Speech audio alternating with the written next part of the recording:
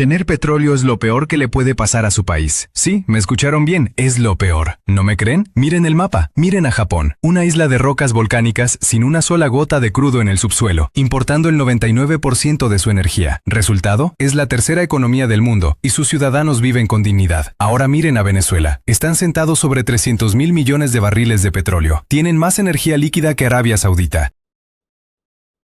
Resultado, su gente no tiene ni para comprar papel higiénico y cocina con leña. Japón no tiene nada y te vende autos Toyota y consolas PlayStation. Venezuela lo tiene todo y no puede refinar ni un litro de gasolina para sus ambulancias. ¿Dónde está la trampa? ¿Cómo es posible que tener el recurso más valioso del planeta te condene a la miseria? Siéntense, porque les mintieron en la escuela. Les voy a explicar cómo los estafaron con el cuento de la riqueza nacional. Ah, la soberanía. Esa palabra mágica, esa palabra sagrada que usan los políticos latinoamericanos para que ustedes se sientan dueños de algo que nunca van a ver. Escuchan los discursos y se les llena el pecho de orgullo. El petróleo es de todos los mexicanos. El petróleo es del pueblo venezolano. La gallina de los huevos de oro es nuestra. Qué bonito suena, qué patriótico. Pero intenten ir a una gasolinera de Pemex hoy mismo. Párense frente a la bomba y digan, soy mexicano, soy el dueño, dame mi litro gratis.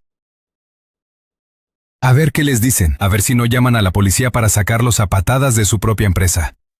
Es el mito más caro de la historia. Es el vendedor de humo convenciéndoles de que son millonarios mientras, con la otra mano, les saca la billetera del bolsillo trasero. Aplauden mientras les roban. Imaginen a un tipo con suerte. Llamémosle el heredero idiota. Este tipo gana la lotería. $100 millones limpios. ¿Qué hace? ¿Invierte en negocios? ¿Se capacita? ¿Crea valor? No.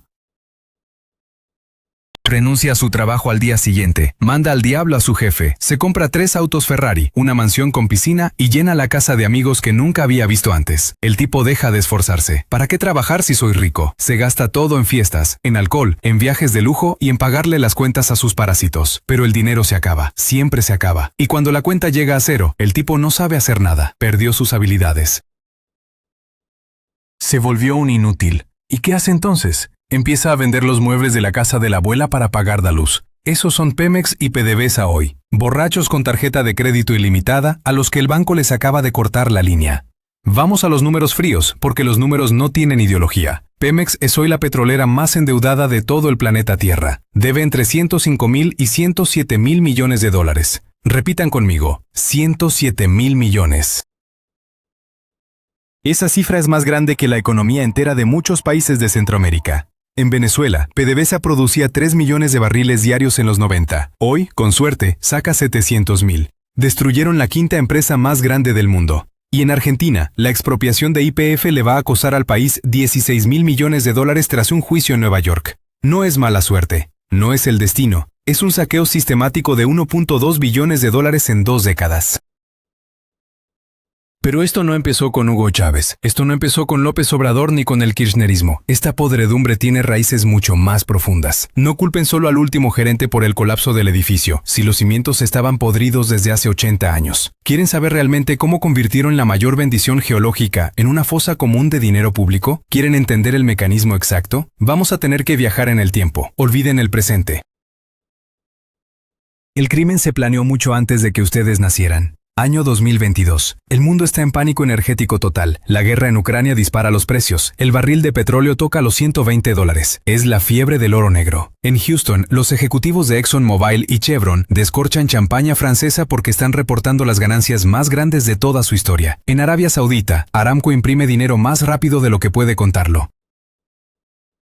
Pero en Ciudad de México y en Caracas sucede lo imposible. Pemex reporta pérdidas financieras en el cuarto trimestre de 2022. PDVSA no puede cumplir sus contratos de exportación. Es como si tuvieras una fábrica de paraguas y lograras quebrar justo durante el diluvio universal. Hay que ser un genio de la incompetencia para perder dinero vendiendo petróleo a $100. Pemex no es una empresa. Quítense esa idea de la cabeza. Es un ministerio de Hacienda paralelo. Es un agujero negro con oficinas ejecutivas. Su deuda financiera de 107.000 millones de dólares es una soga al cuello de cada mexicano. PDVSA, que alguna vez fue la envidia de la ingeniería global, hoy tiene sus refinerías cayéndose a pedazos, literalmente oxidadas por el aire salino y el abandono. YPF en Argentina fue estatizada bajo la promesa de soberanía y terminó costándole al Estado una sentencia de la jueza Presca por 16.000 millones de dólares.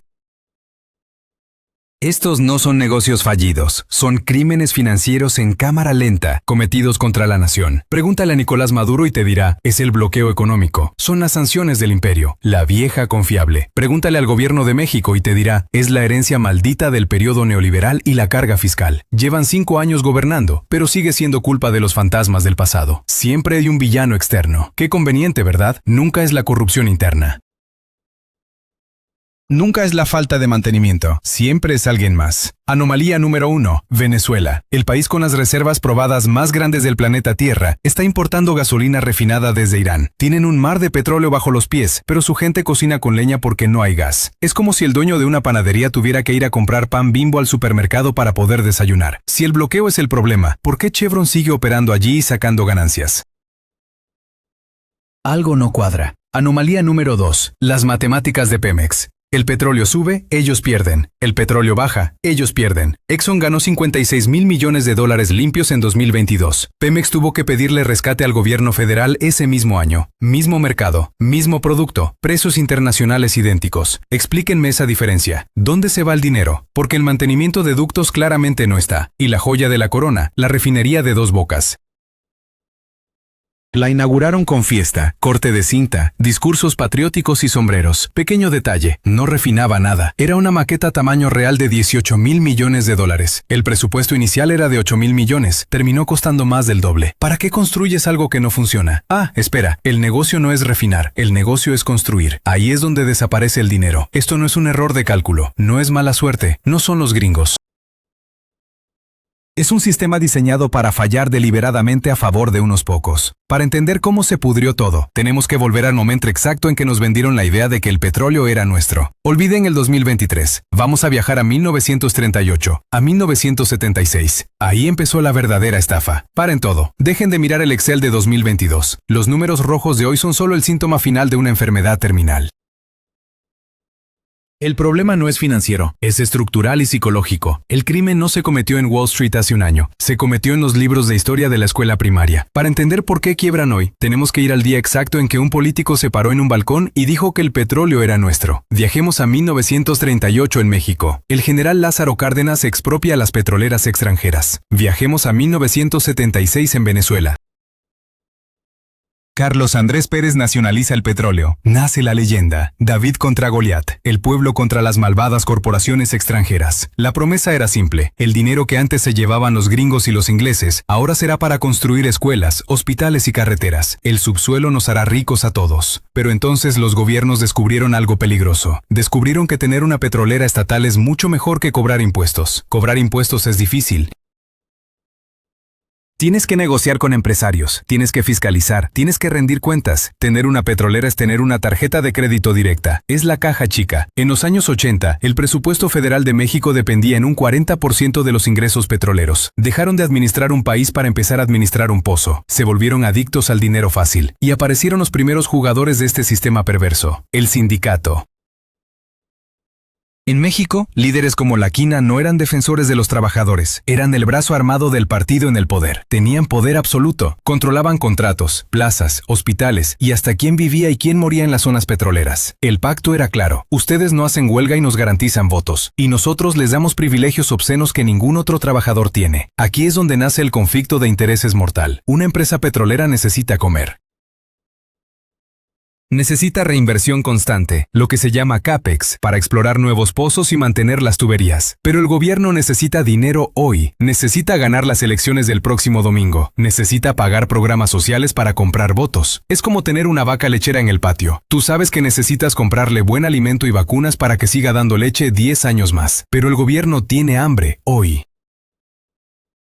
Así que decide no comprar el alimento y gastarse ese dinero en una fiesta. Y no solo eso, decide dejar de darle agua. La vaca sigue dando leche un tiempo gracias a sus reservas corporales. Hasta que un día, la vaca se desploma y muere de hambre. Eso hicieron. Mataron a la vaca por no querer gastar en comida. Ahora cambiemos de escenario. Vamos al subsuelo político. Vamos al complejo Cantarell en la sonda de Campeche o a la faja del Orinoco en Venezuela.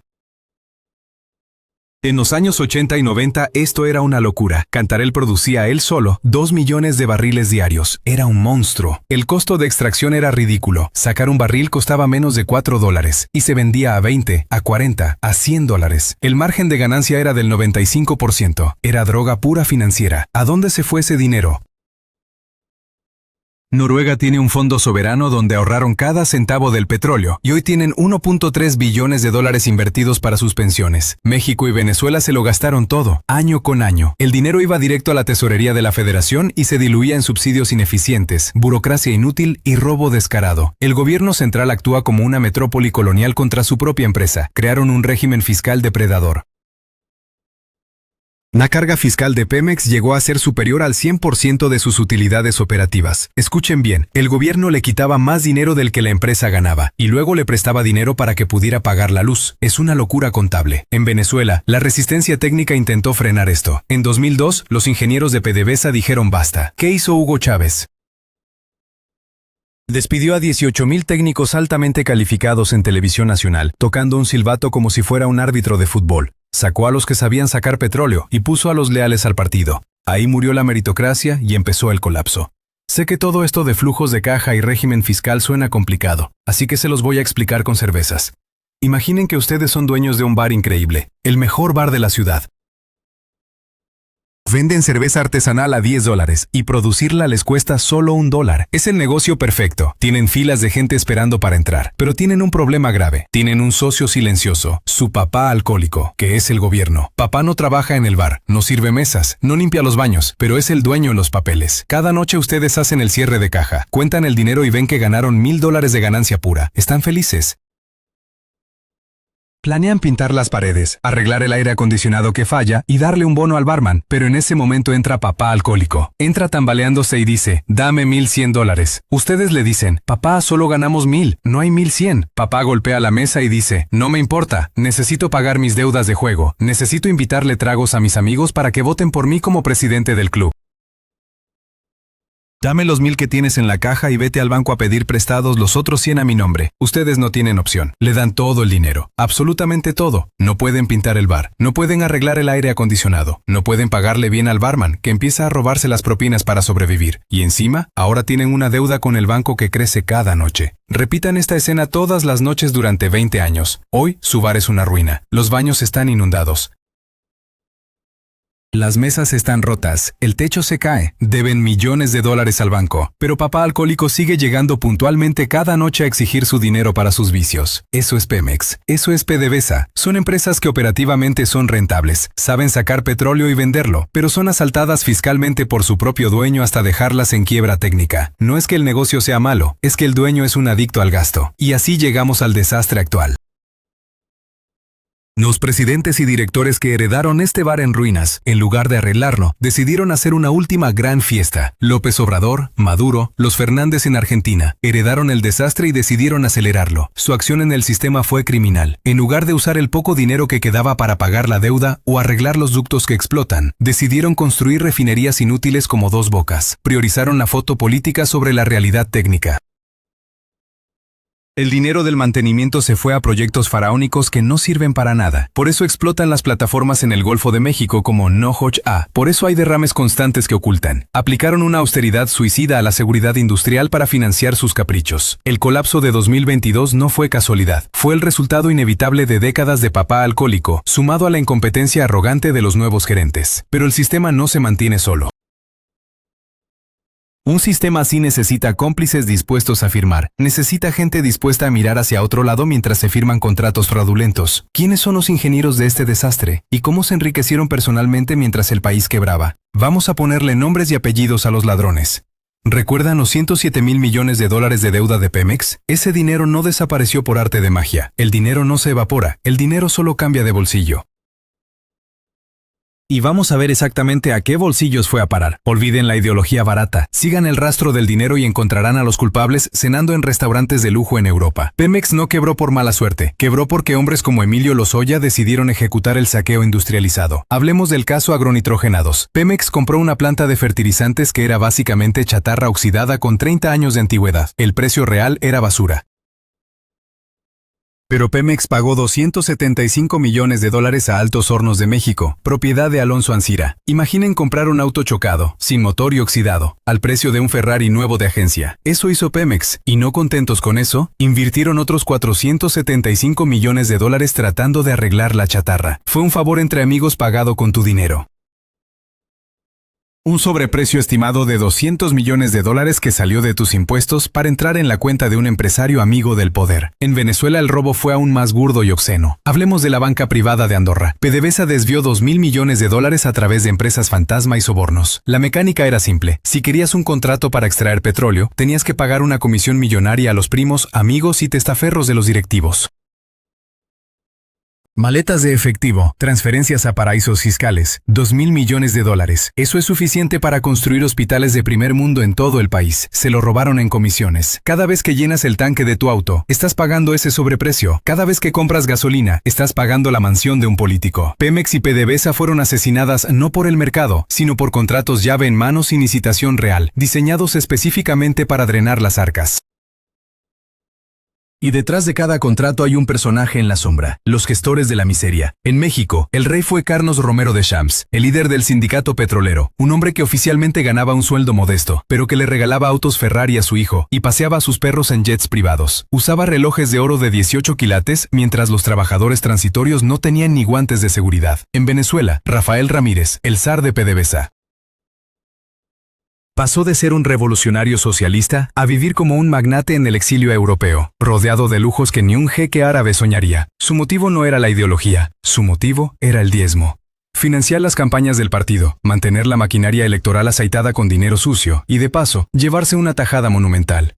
No son empresarios, son parásitos con corbata. Y aquí está el truco final, el momento de revelación que lo explica todo. No les importaba si la refinería funcionaba.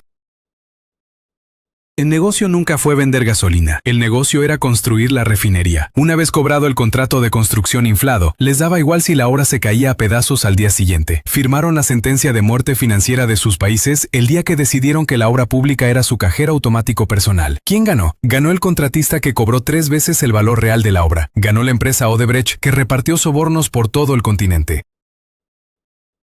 Ganó el político que financió su campaña con dinero negro. Ganó la cúpula sindical que vivió como realeza. Ganaron fortunas generacionales incalculables. Tú perdiste. Tú perdiste porque tu moneda se devaluó. Tú perdiste porque tu hospital no tiene medicinas. Tú perdiste porque la deuda la pagarán tus nietos. El dinero está seguro en cuentas de Suiza y Andorra, mientras tú sigues esperando que baje la gasolina. Ahora ya saben quién les robó, cómo lo hicieron y cuánto se llevaron. La pregunta es, ¿qué nos queda a nosotros además de la cuenta por pagar? Pemex es un zombi, camina, gime, ocupa espacio, pero está muerto financieramente. La soberanía energética terminó siendo una hipoteca impagable que asfixiará el futuro de México por generaciones. Ustedes perdieron. El pueblo, ese supuesto accionista dueño del petróleo, se quedó con una deuda de $107.000 millones y una infraestructura colapsada. Venezuela perdió el 75% de su Producto Interno Bruto. Es una catástrofe sin precedentes en tiempos de paz. Pero los parásitos ganaron. Romero de Champs murió en su cama, impune, rodeado de lujos. Los revolucionarios de PDVSA toman vino en los barrios más caros de Madrid. El sistema no falló. El sistema funcionó perfectamente para lo que fue diseñado: extraer riqueza pública y convertirla en patrimonio privado de la élite. Se llevaron el botín y les dejaron a ustedes los escombros. ¿Recuerdan al heredero idiota del principio? Ese que se ganó la lotería, renunció a su trabajo y se compró 3 Ferraris. Bueno, la fiesta se acabó. Se encendieron las luces del antro. El suelo está pegajoso y lleno de vómito. La música paró. Los amigos que bebieron gratis a su salud ya se fueron. Se llevaron los relojes, la billetera y hasta las llaves del auto. Ya no están. Ahora el heredero está solo, viejo, sin oficio ni beneficio, con una resaca mortal, y lo único que le queda es vender los muebles de la casa de la abuela a los acreedores chinos y a los fondos buitre para poder comer una semana más.